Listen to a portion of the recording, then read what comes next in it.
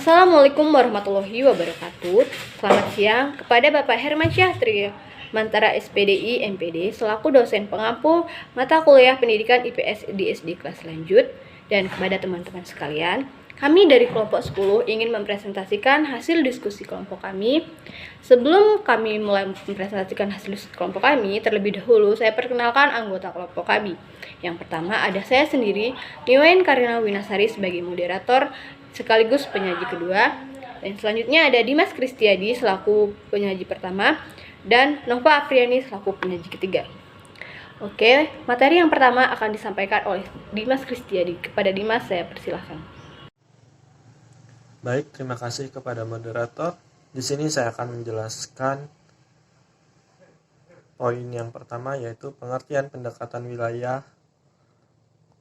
Jadi, wilayah atau region adalah suatu wilayah yang mementingkan karakteristik tertentu yang membedakan diri dengan wilayah-wilayah lain ada di sekitarnya.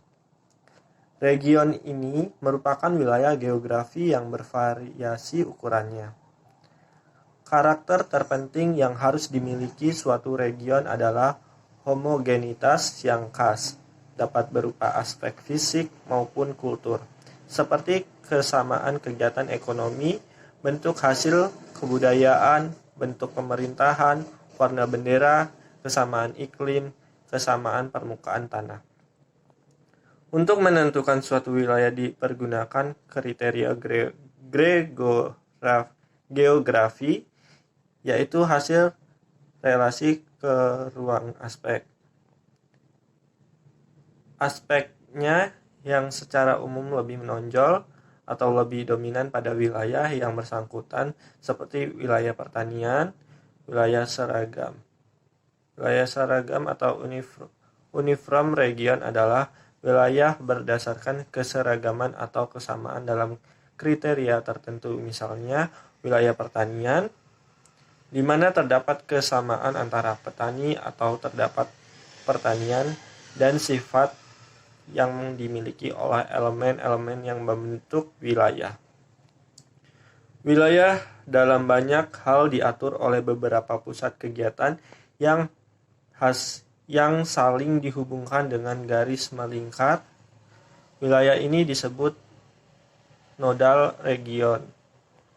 Misalnya, wilayah kota metropolitan DKI Jakarta, di mana kota ini terdapat pusat-pusat kegiatan yang dihubungkan oleh jaring-jaring jalan. Pendekatan wilayah adalah pendekatan yang digunakan dalam kegiatan belajar mengajar mengenai suatu wilayah ditinjau dari berbagai aspek kehidupan yang ada di wilayah secara mendalam yang merupakan kekhasan wilayah tersebut dengan menggunakan kata tanya apa, di mana, kapan, mengapa, dan bagaimana, sehingga dapat membedakan dengan wilayah di sekitarnya. Itu saja materi yang bisa saya sampaikan. Saya kembalikan ke moderator. Terima kasih.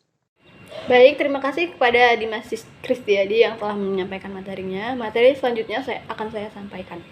Yang materi selanjutnya itu yang B, merancang model pembelajaran IPS terpadu dengan menggunakan pendekatan wilayah. Dalam merancang model pembelajaran IPS terpadu dengan menggunakan pendekatan wilayah, perlu memperhatikan bahwa wilayah-wilayah atau gejala-gejala yang terjadi di permukaan bumi merupakan hasil interaksi antar wilayah. Perancangan model pembelajaran IPS terpadu menganalisis satu gejala geografi, memperhatikan penyebaran gejala dan interaksi antar variabel manusia dan lingkungan untuk dipelajari kaitannya. Penyebaran gejala dalam ruang tidak dipelajari secara individu, melainkan dikaji dalam hubungan satu sama lain sebagai satu sistem keruangan. Sekian materi dari saya. Materi selanjutnya akan disampaikan oleh Nova Apriani. Kepada Nova Apriani saya persilahkan. Baik, terima kasih kepada moderator yang telah memberikan kesempatan kepada saya untuk menyampaikan materi. Materi selanjutnya yaitu menerapkan model pembelajaran IPS terpadu dengan pendekatan wilayah. Di dalam menerapkan model pembelajaran IPS terpadu dengan pendekatan wilayah ini terbagi menjadi 3, yaitu yang pertama, komponen dasar, yakni kemampuan menunjukkan jenis dan persebaran sumber daya alam serta pemanfaatannya untuk kegiatan ekonomi di lingkungan sekitar. Yang kedua, materi pokok, yakni sumber daya alam dan kegiatan ekonomi. Yang ketiga, hasil belajar dan indikator materi. Di dalam hasil belajar dan indikator materi ini terbagi menjadi 3. Yang pertama, menggunakan sumber daya alam yang ada di lingkungan provinsi, meliputi mengidentifikasi jenis-jenis sumber daya alam dan kaitannya dengan kegiatan ekonomi, serta menggunakan peta provinsi untuk menunjukkan persebaran sumber daya alam. Yang kedua, mendeskripsikan manfaat sumber daya alam yang ada di lingkungan provinsi, meliputi menjelaskan manfaat sumber daya alam yang ada di lingkungan provinsi dan menjelaskan perlunya menjaga kelestarian sumber daya alam. Yang ketiga, menjelaskan hubungan sumber daya alam dengan kegiatan ekonomi masyarakat, meliputi menjelaskan bentuk-bentuk kegiatan ekonomi di lingkungannya, membuat daftar tentang kegiatan pemanfaatan sumber daya alam untuk kegiatan ekonomi. Yang terakhir yaitu menjelaskan pengaruhnya kondisi alam terhadap kegiatan ekonomi. Setelah menentukan tujuan pembelajaran dan bahan pelajaran yang dapat dijelaskan dengan menggunakan pendekatan wilayah, maka langkah selanjutnya yaitu menentukan uraian materi yang cocok untuk menjelaskan pendekatan tersebut. Yaitu yang pertama, guru menyampaikan materi pembelajaran dengan uraian sebagai berikut. Yaitu guru memberikan apresepsi tentang materi pelajaran terdahulu atau yang disebut dengan tanya jawab. Selanjutnya, guru menyampaikan materi pelajaran, itu jenis-jenis sumber daya alam yang terdapat di Indonesia.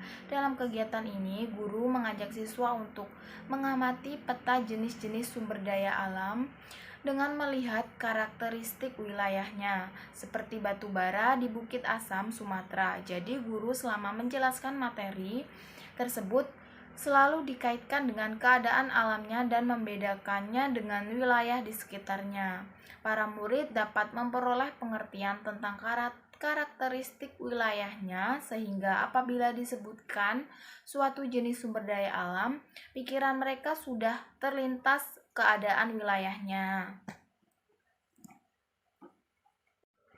Yang kedua, uraian materi. Hal ini menunjukkan pada peta pusat-pusat industri pengolahan sumber daya alam. Dalam kegiatan ini, guru menjelaskan faktor-faktor yang mendukung didirikannya pusat-pusat industri. Faktor-faktor tersebut antara lain adanya bahan bakar, tenaga kerja pasar, transportasi, dan komunikasi. Selama menjelaskan faktor-faktor tersebut, guru menjelaskan interaksi kekurangannya, yaitu suatu wilayah pusat industri pengolahan sumber daya alam dengan wilayah lain yang mendukung berdirinya industri tersebut. Misalnya pusat industri bahan batu bara di Bukit Asam, wilayah ini melakukan interaksi dengan wilayah luar untuk mendapatkan tenaga kerja, untuk mendapatkan bahan baku. Wilayah yang satu menawarkan dan wilayah yang lain membeli sesuatu. Guru membantu para murid untuk memahami interaksi antara wilayah dengan cara memberikan tugas kelompok. Jelaskan hubungan timbal balik antara wilayah kota dengan wilayah desa di provinsinya. Kedua, guru bersama murid membahas hasil kerja kelompok dan menyimpulkannya. Terima kasih, itulah tadi penjelasan dari saya kembalikan kepada moderator. Baik, terima kasih kepada Nova Apriani yang telah menyampaikan materinya. Itulah tadi presentasi dari kelompok kami. Kurang dan lebihnya saya mohon maaf. Saya akhiri. Wassalamualaikum warahmatullahi wabarakatuh. Terima kasih.